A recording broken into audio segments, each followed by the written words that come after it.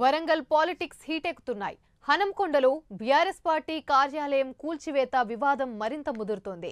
BRS మాజీ MLA, ప్రభుత్వ మాజీ చీఫ్ దాస్యం వినయ్ భాస్కర్ పై కాంగ్రెస్ ఎమ్మెల్యే నాయని రాజేందర్ రెడ్డి ఫైర్ అయ్యారు. పార్క్ స్థలం ఎకరం భూమిని ఆక్రమించి పార్టీ కార్యాలయాన్ని నిర్మించుకొని ప్రగల్భాలు పలుకుతున్నారని విమర్శించారు. కార్యాలయానికి ఇంటి నెంబరే లేదన్నారు.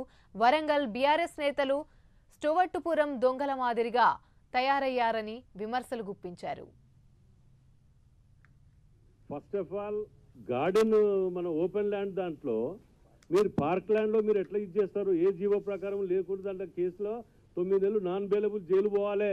పార్టీ అడ్డం పెట్టుకొని, ఉద్యమాన్ని అడ్డం పెట్టుకొని ఎన్ని పాపాలు చేసినా బారాకూన్ మాఫా. మీకు శ్రీవాడిపురం చెడ్డి గ్యాంగ్ దొంగల నయం మీకంటే ఇన్ని అక్రమాలు చేసి, ఇన్ని దౌర్జన్యాలు చేసి ఆ అమెరికాలో అటో ఇటో చేస్తారట. 160,000 శిక్ష.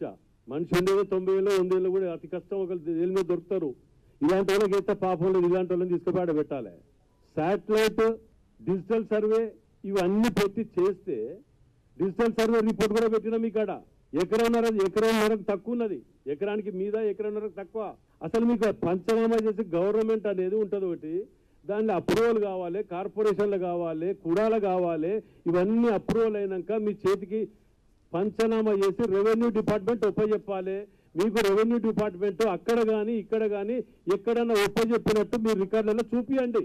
మీకు ఇచ్చింది అక్కడ, నేను వచ్చింది ఇక్కడ. ఇది పార్క్ ల్యాండ్, పార్క్ ల్యాండ్ ఏలు పెట్టొద్దు అని అంటే ఇది పార్క్ ల్యాండ్. ఇంకో మాజీ శాసనసభ్యుడు అంటాడు, నేనుండి కట్టించిన ఎన్యూఎస్ఏలో ఇక్కడ ఈయన కట్టించిన ఈయన ముక్కు మొక్క తెలియదు, మోతీ తెలియదు.